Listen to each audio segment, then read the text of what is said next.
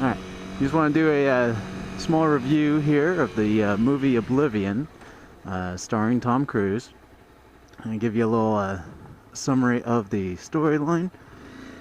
Basically, it's set in like 2071 or 77, something like that. So 60, 70 years in the future. Battle between aliens and humans happened about 2017-ish, and they basically, they won the war, but they had to nuke the Earth to survive, and so there's not much left there on Earth. And Tom Cruise is one of the only people left on Earth, and their job, him and his operator, I forget, I think the character's name is Jenny or Jan, something like that, but their mission is to repair these drones and just kill any remaining aliens that they can find. Well, the drones are there to protect these harvesters that are sucking up seawater to use for fusion engines, and the remaining humans, they're in space on this spaceship called the Tet, and once they collect all the enough seawater and whatnot, then they're going to be going to meet the rest of the humans that are living on Saturn's moon of Titan. So that's the the main story breakdown. Of course, if you watch the trailers, you know that something doesn't seem right, because Morgan Freeman is there, and there's other humans that are standing around with him. So you gotta think, okay, well, what's going on with that? So you expect to see one plot twist, and most people will be able to pick it up pretty easily if you watch any type of science fiction movies. So that one plot twist, very obvious. There's a couple other things that are interesting that happen in it, and I don't want to say it just because it ruined the movie. And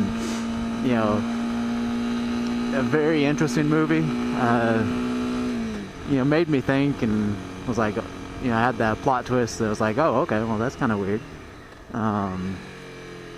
The visual effects on it were really neat.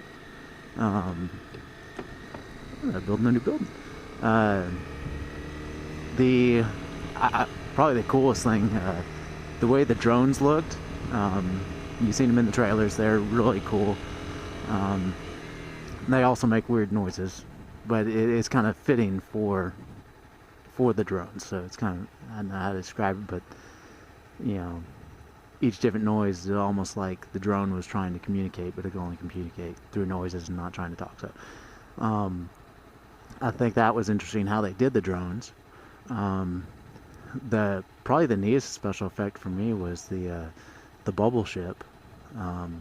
I think the design of it was pretty. You had the one main bubble that the pilot sat in, and it was a two-seater, so he could sit next to someone. He could have a passenger, and then a really small frame and a and a 2 engine pods, and then above and below the main bubble was 2 guns each, so 4 guns total, and they could fire 360 degrees this way. They couldn't go an up or down lateral move, or vertical movement, but horizontal movement they could go 360. And so there were a couple scenes where you'd see he'd be facing this way or flying this way, and then he'd turn around, in the whole bubble itself would turn around, and the guns would be facing back, and he'd be firing back, and the computer would generate a screen that he could see what he was shooting at. And so it was pretty cool, and it was really maneuverable as well. Not only could the bubble rotate, but the ship could rotate around the bubble.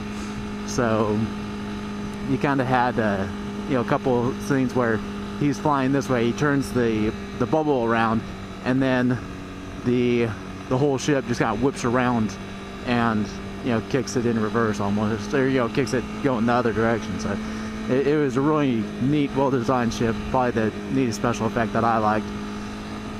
Story of it, you know, it's interesting. It's not the most mind-blowing story that you're ever going to see, but, you know, like I said, it'll interest you for a bit. Visually, it was good. It was by the same guy who did Tron. You know, the Tron Legacy, you know, the newer one that came out in 2009, I think, 2010. So it has some of that same type of feel where, you know, the guy or the director backs off the action and shows almost like a panoramic landscape or scene, and you can see the character moving around or something flying by there on the screen, but it's at a distance so you get a more visual view of what's happening. I think he did it really well. The pacing of the story, you know, I felt was good. There are a couple parts where, you know, it could have been sped up, but overall, you know, it was paced well. The music was done by a group called M83. I want to say they do mostly like you know, electronic type music, so, you know, at parts I felt that was, you know, some of the songs and just the volume of the music was too strong for what was happening in the show.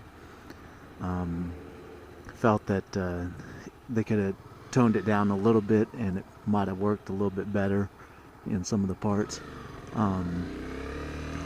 And also, you know, really shows that this director likes that, you know, that electronic type music. You know, in Tron Legacy, it was, all the music was done by Daft Punk, and they're, you know, big electronic music. So, you know, either both of them being science fiction, he wanted that type of electronic music, or he likes electronic music, and therefore they're both in the movie set.